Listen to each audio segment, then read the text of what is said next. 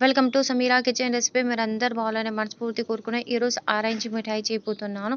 ఇక్కడ నేను 5 ఆరెంజ్ తీసుకుని మంచి ఆరెంజ్ తీసుకోవాలండి. ఎక్కువ జ్యూస్ ఉండేవి, ఎక్కువ జ్యూస్ ఉండి ఇక్కడ మంచి జ్యూస్ అనేది ఆరెంజ్ తీసుకోవాలండి.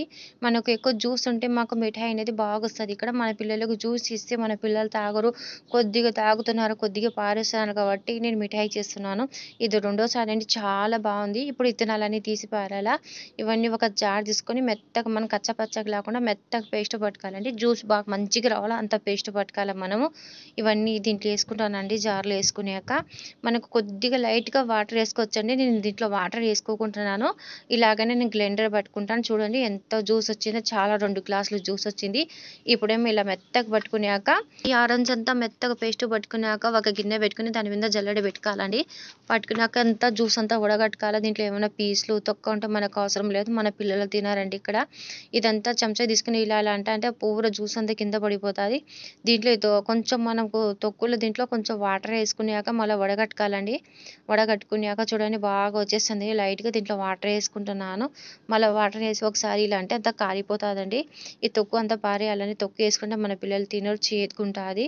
ఇప్పుడు నేను చూడండి జ్యూస్ అంతా తీసుకున్నాను. ఎంత జ్యూస్ ఎంతో 2 గ్లాసుల జ్యూస్ చిక్కగా అయిపోయింది. ఇక్కడ మనం గ్యాస్ ఆన్ చేసుకోవాలండి. గ్యాస్ ఆన్ చేసుకున్నాక కడాయి పెట్టుకోవాలి. పెద్ద కడాయి అయితే మాకు బాగుంటుంది, కలుపునికి మిక్సింగ్ చేయడానికి చాలా బాగుంటుంది. ఇప్పుడు జ్యూస్ అనేది కొలత వేసుకుంటున్నాను. మనకు జ్యూస్ ఎంత ఉందో అంత షుగర్ వేసుకోవాలా. కొద్దిగా మనము కార్న్ పౌడర్ యాడ్ చేసుకోవాలండి దీంట్లో. ఇప్పుడు ఏమన్నా కడాయిలు వేసుకుంటున్నాను జ్యూసు. మన జ్యూస్కు ఎక్కువ బాయిల్ చేసుకోవాలండి, చిక్కగా చేసుకోవాలి మనము. ఎంత చిక్కగా చేసుకున్నా అంత మంచిగా ఉంటుంది. ఇక్కడ ఒకసారి కలుపుకోవాలండి. కలుపుకున్నాక ఇక్కడ చిన్న గిన్నె కాన్పొడలు తీసుకున్నాండి. తీసుకున్నాక ఒక పెద్ద గిన్నెలో వేసుకొని కొద్దిగా వాటర్ వేసుకొని కలుపుకోవాలండి. మనం అట్నే తీసుకుపోయి కాన్పొడలు వేసినంటే అంత గడ్డ కట్టుకుపోతాయి దాంట్లో. ఎప్పుడు కానీ మనం వాటర్ వేసి పల్చాంగా చేసుకోవాలి దీంట్లో. ఇప్పుడు నేను కొద్దిగా లైట్గా వాటర్ వేసుకున్నాను. ఒకసారి కలుపుకున్నాక చూడండి మన జ్యూస్ అనేది చాలా చిక్కగా దగ్గరికి వచ్చింది, చాలా దగ్గరికి వచ్చింది. ఇప్పుడు తీసుకుపోయి నేను కాన్పొడలు వేసుకుంటున్నాను. కాన్పొడలు వేసిన ఒకసారి కలుపుకోవాలండి, అంత గడ్డి గడ్డిపోతుంది.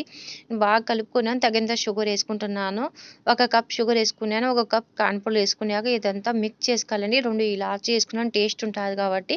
కొద్దిగా ఫుడ్ కలర్ యాడ్ చేసుకుంటున్నాను. ఇవన్నీ వేసుకున్నాక మనం కలుపుకోవాలని.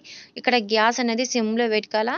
1 చెంచా నెయ్యి వేసుకుంటున్నాను. నెయ్యి వేస్తే ఇవన్నది అడుగు మంటది ఎప్పుడు కానీ. మన ఆరెంజ్ మిఠాయి అనేది బాగా వస్తుంది ఇక్కడ అండి.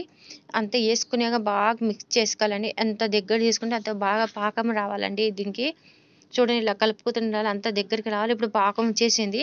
ఇప్పుడు ఒక ప్లేట్ తీసుకుని కొద్దిగా నెయ్యి అప్లై చేయాలి మనం ప్లేట్కి. చూడండి ఇలాంటి ప్లేట్ అయితే తీసుకోవచ్చు, మీ కాడ ఏమైనా పెద్ద ప్లేట్ అయినా తీసుకోవచ్చు, గిన్నె ఏంటో కూడా తీసుకోవచ్చు. నా కాడ ఈ ప్లేట్ ఉంది, దీనికి నెయ్యి అంతా అప్లై చేసుకుంటున్నాను. ఇలా అప్లై చేసినారంటే మన ఆరెంజ్ హల్వా అనేది చాలా బాగా వస్తుంది. ఇప్పుడు నేను కాజు బాదం అన్నీ వేసుకుంటున్నాను. అన్నీ వేసుకున్నాక మన ఇది పాకం అనేది దీంట్లో వేసుకోవాలండి. వేసుకున్నాక కొద్దిగా మనం లైట్గా ఇలా అంటే అదే వస్తుందండి.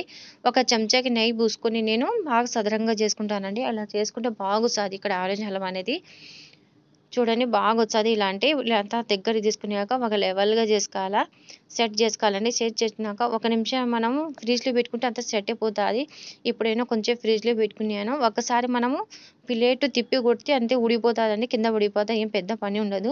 ఇక్కడ నేను పోసుకుంటున్నాను అండి పీస్లో. చాలా అంటే చాలా బాగుంటుంది, మన పిల్లలకు బాగా నచ్చుతుంది.